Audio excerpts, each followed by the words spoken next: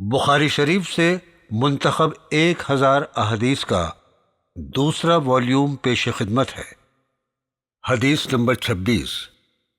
حضرت انس رضی اللہ تعالی عنہ نے کہا کہ رسول اللہ صلی اللہ علیہ وسلم نے فرمایا، دین میں آسانی کرو، سختی نہ کرو، اور لوگوں کو خوشخبری سناؤ، انہیں ڈرا کر نفرت پیدا نہ کرو۔ حدیث نمبر 27۔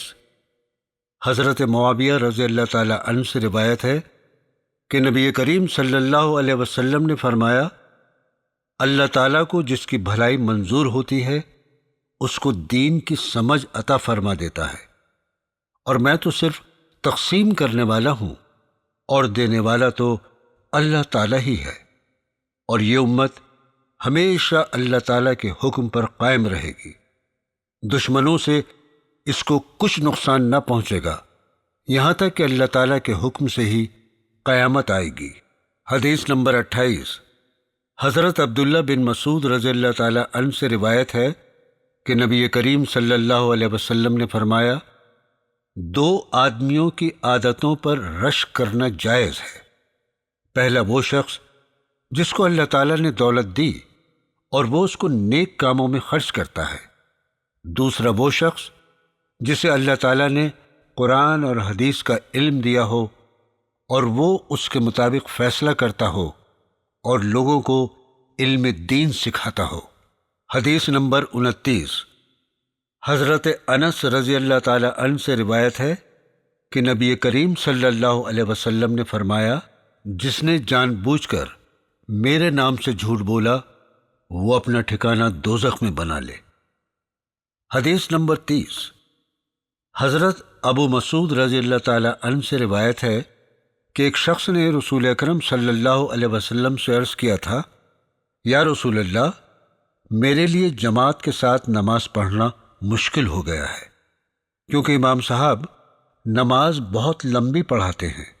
حضرت ابو مسعود انصاری رضی اللہ تعالی عنہ کہتے ہیں، میں نے رسول اکرم صلی اللہ علیہ وسلم کو نصیحت کے وقت اس دن سے زیادہ کبھی غصے میں نہیں دیکھا۔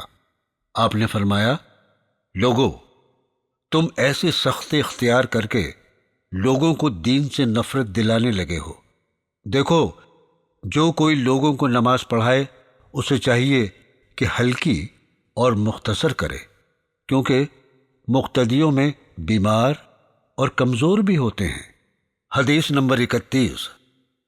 حضرت ابی بن کعب رضی اللہ تعالی عنہ نے کہا کہ رسول اللہ صلی اللہ علیہ وسلم نے فرمایا، حضرت موسیٰ علیہ السلام ایک دن بنی اسرائیل میں خطبہ دینے کے لیے کھڑے ہوئے تو ان سے پوچھا گیا، سب لوگوں میں بڑا عالم کون ہے؟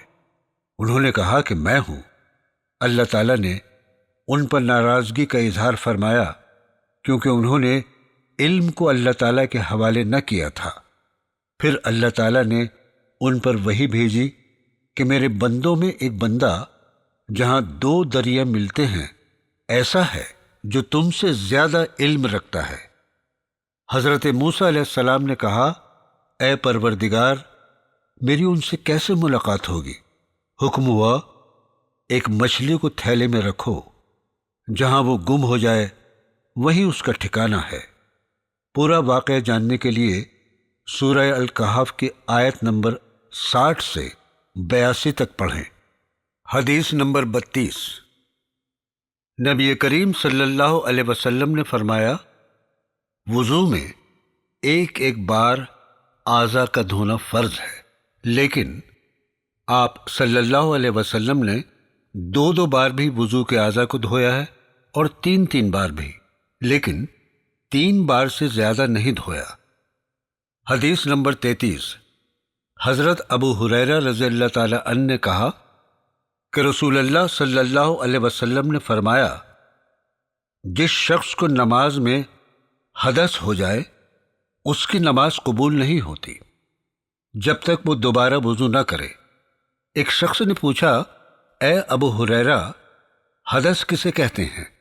تو انہوں نے فرمایا، ہوا خارج ہونے کو حدث کہتے ہیں۔ حدیث نمبر 34۔ حضرت ابو ہریرہ رضی اللہ تعالی عنہ سے روایت ہے کہ رسول اکرم صلی اللہ علیہ وسلم نے فرمایا، میری امت کے لوگ قیامت کے دن بلائے جائیں گے، وضو کی وجہ سے ان کی پیشانیاں، ہاتھ پاؤں چمک رہے ہوں گے۔ اب تم میں سے جو کوئی اپنی چمک اور سفیدی بڑھانا چاہے وہ بڑھا لے۔ حدیث نمبر 35۔ حضرت عبداللہ ابن زید رضی اللہ تعالیٰ عنہ سے روایت ہے کہ رسول کریم صلی اللہ علیہ وسلم کے سامنے ایک ایسے شخص کی حالت بیان کی گئی جس کو نماز میں یہ شبہ ہوتا تھا کہ اسے حدث ہوا ہے۔ آپ نے فرمایا، وہ نماز کو نامکمل نہ چھوڑے جب تک کہ حدث کی آواز نہ سن لے یا بدبو نہ آئے۔ حدیث نمبر 36۔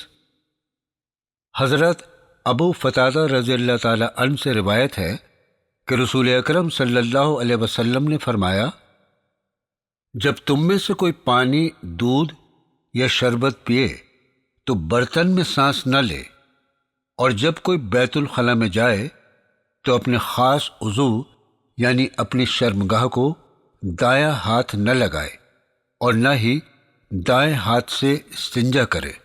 حدیث نمبر 37۔ حضرت عثمان غنی رضی اللہ تعالیٰ عنہ نے وضو کے لیے پانی کا برتن منگوایا۔ پہلے اپنی دونوں ہتھیلیوں پر 3 بار پانی ڈالا اور ان کو دھویا، پھر اپنا دایاں ہاتھ برتن میں ڈالا، کلی کی اور ناک صاف کی، پھر اپنا چہرہ اور دونوں ہاتھ کوہنیوں تک 3 بار دھوئے، پھر 1 بار سر کا مسح کیا، پھر دونوں پاؤں ٹخنوں تک 3 بار دھوئے، پھر کہا، رسول اللہ صلی اللہ علیہ وسلم نے فرمایا تھا، جو کوئی میرے اس وضو کی طرح وضو کرے پھر 2 رکعتیں تحت الوضو کے پڑھے اور دل میں کوئی خیال نہ لائے تو اس کے پچھلے گناہ بخش دیے جاتے ہیں۔ حدیث نمبر 38۔ حضرت ابو ہریرہ رضی اللہ تعالیٰ عنہ نے کہا کہ رسول اللہ صلی اللہ علیہ وسلم نے فرمایا، جب کوئی وضو کرے تو چاہیے کہ وہ اپنی ناک میں پانی ڈالے، پھر اس کو صاف کرے، اور جو کوئی مٹی کے ڈھیلے سے استنجا کرے تو وہ پاک ڈھیلوں کو استعمال کرے، اور جب تم میں سے کوئی اپنی نیند سے جاگے تو وہ اپنے ہاتھ وضو کے پانی میں ڈالنے سے پہلے دھو لے، اس وجہ سے کہ تم میں سے کوئی یہ نہیں جانتا کہ رات کو اس کا ہاتھ جسم کے کس حصے پر لگا ہے۔ حدیث نمبر 39۔ حضرت عبداللہ بن عمر رضی اللہ تعالیٰ عنہ نے کہا کہ نبی کریم صلی اللہ علیہ وسلم ایک سفر میں ہم سے پیچھے رہ گئے، پھر کچھ دیر بعد آپ ہم سے ایسے وقت میں آ ملے جب عصر کا وقت تنگ ہو رہا تھا، اور ہم جلدی کی وجہ سے پاؤں پر مسح کر رہے تھے۔ یہ دیکھ کر آپ نے بلند آواز میں 3 بار خبردار کیا، دیکھو دوزخ کی آگ سے ایڑیوں کی خرابی ہوگی۔ حدیث نمبر 40۔ حضرت عائشہ رضی اللہ تعالی عنہا نے کہا کہ نبی کریم صلی اللہ علیہ وسلم جوتا پہننے، کنگھی کرنے، وضو کرنے اور ہر کام میں داہنی طرف سے کام کی شروعات کو پسند فرماتے تھے۔ حدیث نمبر 41۔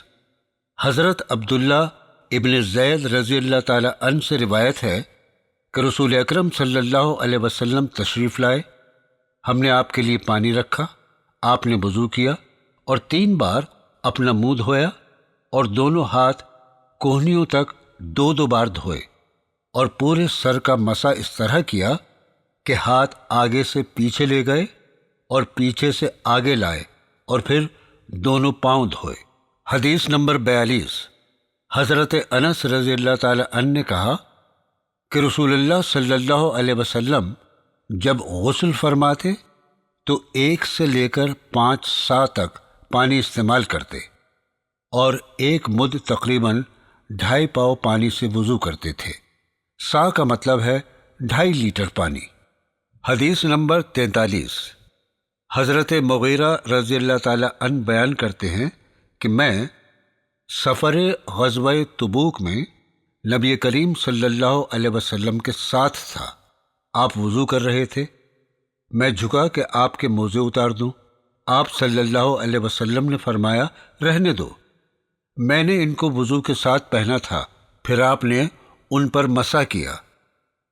حدیث نمبر 44۔ حضرت ابن عباس رضی اللہ تعالی عنہ فرماتے ہیں کہ نبی کریم صلی اللہ علیہ وسلم ایک مرتبہ 2 قبروں کے پاس سے گزرے تو آپ نے فرمایا، ان دونوں کو عذاب ہو رہا ہے، لیکن کسی بڑے گناہ کی وجہ سے نہیں۔ ان میں سے ایک تو پیشاب کی احتیاط نہیں برتتا تھا اور دوسرا چغل خوری کرتا تھا۔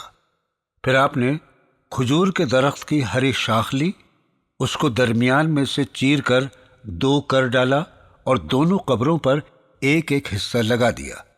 لوگوں نے عرض کیا، یا رسول اللہ صلی اللہ علیہ وسلم، آپ نے ایسا کیوں کیا؟ آپ نے فرمایا، شاید ان کے خشک ہونے تک ان کے عذاب میں کمی ہو جائے۔ حدیث نمبر 45۔ حضرت ابو ہریرہ رضی اللہ تعالی عنہ نے کہا کہ ایک دیہاتی کھڑا ہو کر مسجد میں پیشاب کرنے لگا تو لوگوں نے اسے پکڑنا چاہا۔ رسول اکرم صلی اللہ علیہ وسلم نے فرمایا، اسے چھوڑ دو اور اس کے پیشاب پر پانی سے بھرا ہوا ایک ڈول بہا دو، کیونکہ تم لوگ آسانی کے لیے پیدا کیے گئے ہو، تمہیں سختی کے لیے نہیں پیدا کیا گیا۔ حدیث نمبر 46۔ حضرت ام قیس بنت محسن رضی اللہ تعالی عنہ نے کہا، وہ رسول پاک صلی اللہ علیہ وسلم کے پاس اپنا چھوٹا بچہ لے کر آئی جو ابھی کھانا نہیں کھاتا تھا۔ رسول اکرم صلی اللہ علیہ وسلم نے اسے اپنی گود میں بٹھا لیا تو اس نے آپ کے کپڑوں پر پیشاب کر دیا۔ آپ نے پانی منگوا کر اس پر ڈال دیا لیکن اسے دھویا نہیں۔